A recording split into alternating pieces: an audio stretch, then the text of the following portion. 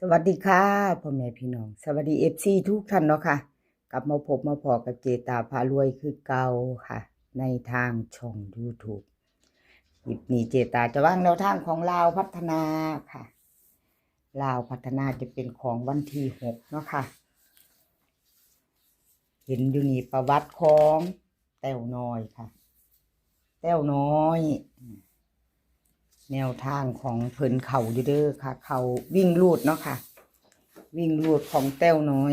เข้าไป7ค่ะเข้าไป7วันที่4ที่ผ่านมา2ตัวมา1ตัวสายวิ่งสายลูดของแต้วน้อย2งวดติดเด้อค่ะวิ่งลูดของเพิ่นยังเขายังมาอยู่ถือว่าเดินดีอยู่เด้อค่ะวิ่งลูดของแต้วน้อยเนาะ FC เป็นจังใดมีไผตามแต้วน้อยบ่เนาะมีไผใดไผตามเพิ่นบ่ค่ะแต้วน้อยค่ะวิ่งลูดเพิ่นเข้าไปถึง2งวดค่ะเนาะเพิ่นยังบ่ทันหลุดกราบขอโทษขออภัยที่2ตัวเพิ่นบ่เข้าเนาะค่ะ2ตัวบ่มาบ่เดิน2ตัวไม่เดินแต้วน้อยมาไปเบิ่งแนวทางใหม่ของเพิ่นค่ะแนวทางใหม่แต้วน้อยวิ่งลูดค่ะเพิ่นให้มาวิ่งลูด3ตัวเนาะค่ะ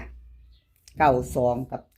7 2ตัว4หางค่ะ92 97 27 21 3ตัว3หาง2หาง3ตัว2หางค่ะ927 921วิ่งลูดเด่น9กับ2ค่ะวงกลมให้9กับ2ล่อง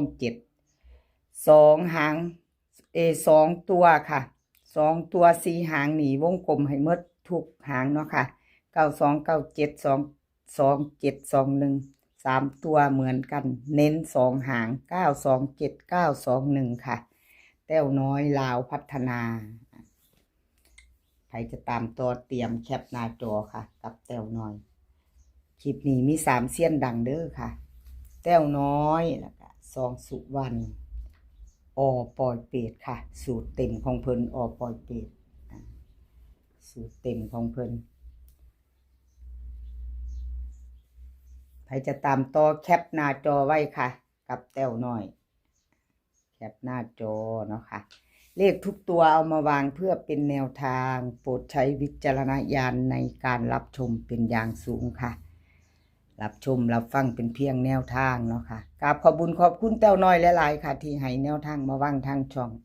ของเจตาด้วยดีเสมอมาเนาะค่ะกราบขอบพระคุณเป็นอย่างสูงเอามาไปต่อค่ะไปต่อเป็นของใคร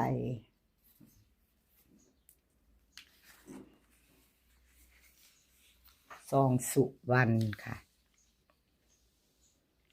ซองสุวรรณที่ผ่านมาค่ะพี่น้องFC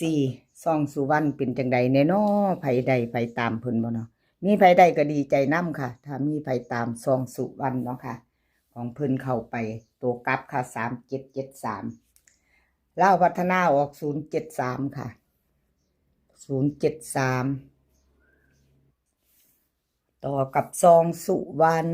ค่ะ FC ไผใดไผมานดีใจนำเนาะค่ะของเพิ่นเข้าไป37เขาออกตกกลับเนาะค่ะพี่น้องลาวพัฒนาออก073 3ตัวบน2ตัวล่าง80ค่ะของเพิ่นเข้าไปบนตกกลับซองสุวรรณ2งวดติดค่ะซองสุวรรณ2งวดติดค่ะใครจะตามต่อแคปหน้าจอค่ะซองสุวรรณเข้าไป2งวดติด FC พิจารณาซ่อมค่ะพิจารณาไว้แคปหน้าจอของเพิ่นเข้า2งวดติดเด้อค่ะ FC ซองสุวรรณลุ้นกันไม่ไปต่อเนาะค่ะชอบก็จัดขัดก็ผ่านเนาะมาตามต่อซองสุวรรณค่ะลาวพัฒนาวิ่งรูเพิ่นให้มา4กับ6ค่ะ2ตัว4หาง47 49 67 69ค่ะเบิ้ล44กับ66 3ตัวค่ะ3หาง467 469ค่ะ446 วิ่งลูดเพิ่นเด่นทอกันเด้อค่ะซ่องสุวรรณ FC จับตามองซ้ายวิ่งซ้ายลูดเนาะค่ะเด่นเท่ากันวงกลมให้ทั้ง4ทั้ง6เนาะค่ะซ่องสุวรรณเน้นค่ะเพิ่นเน้นให้เน้น4 9กับ6 9ค่ะ2ตัว2หางซ่องสุวรรณเน้นให้3ตัวหางเดียวค่ะ4 6 9ใครจะไปต่อแคปหน้าจอไปต่อเป็นวันศุกร์เนาะค่ะพี่น้องไปต่อเป็นวันศุกร์ซ่องสุวรรณ FC กราบขอบบุญขอบคุณซ่องสุวรรณหลายๆเด้อค่ะที่ให้แนวทางมาว่างทางช่องเนาะกราบขอบพระคุณเป็นอย่างสูงแล้วก็ FC ค่ะ FC บ่จะเป็น FC เก่า FC ใหม่ที่เขามาเป็นกำลังแรงใจให้เจตาทางช่องน้อยๆเนาะค่ะ FC ใหม่ถ้าเพิ่งผ่านเขาไม่เห็นเนาะค่ะชอบแนวทางเดียวกันยังบ่ทันกดติดตามถ้าชอบในช่องของเจตาพารวยแนวทางลาวพัฒนาค่ะชอบคลิปนี้ก็กดติดตามไว้แล้วก็อย่าลืมกดกระดิ่งแจ้งเตือนค่ะจะได้บ่พลาดคลิปใหม่ๆของเจตากระดิ่งแจ้งเตือนเนาะค่ะซ่องสุวรรณค่ะแคปหน้าจอแล้วไปต่อเนาะค่ะ FC ซ่องสุวรรณจับตามองแคปหน้าจอไว้พิจารณาใหม่เนาะค่ะ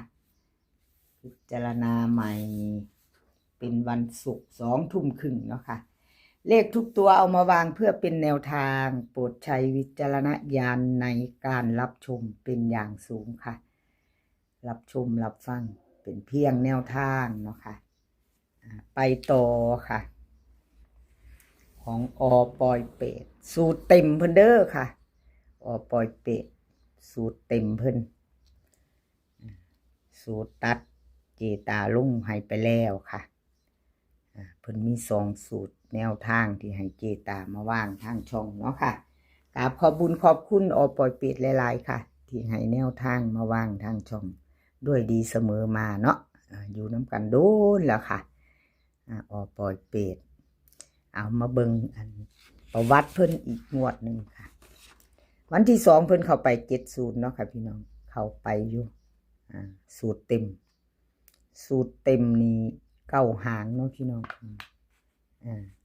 สูตรเต็ม9 หางนี่12 หางมา9 หางสูตรใหม่ค่ะตัวใหม่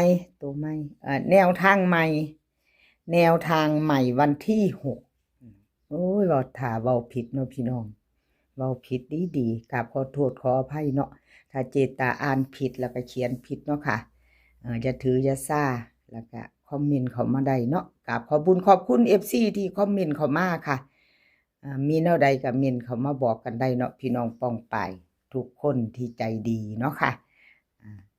เจตาน้อมรับทุกคำติชมค่ะครับขอบคุณที่เขามากดไลค์กดแชร์ให้เนาะค่ะปล่อยเป็ดค่ะเล่าพัฒนามาต่อกันวันที่6เพิ่นให้มา9 หางเนาะค่ะ2 ตัว9 หาง84 88 81 24 21 28 34 31 38ค่ะ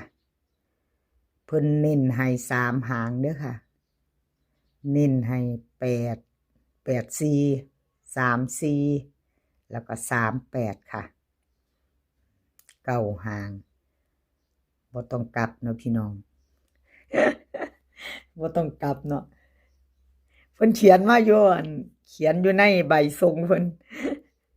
เต็มสูตรเต็มบ่ต้องกลับว่าซั่น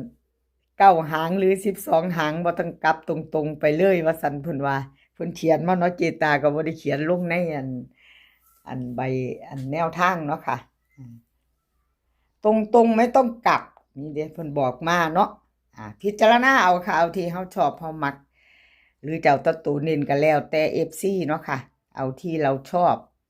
ก็จัดขัดก็ผ่านไปเนาะค่ะเพิ่นเน้นให้3 หางนี่ค่ะ9 หางเพิ่นนี่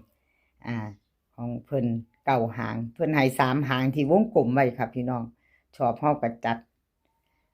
แล้วแต่เฮาสิมักเนาะ84กับ34กับ38นี่แหละค่ะพี่น้องตัวเน้นตัวเจาะของปอยเป็ดเนาะ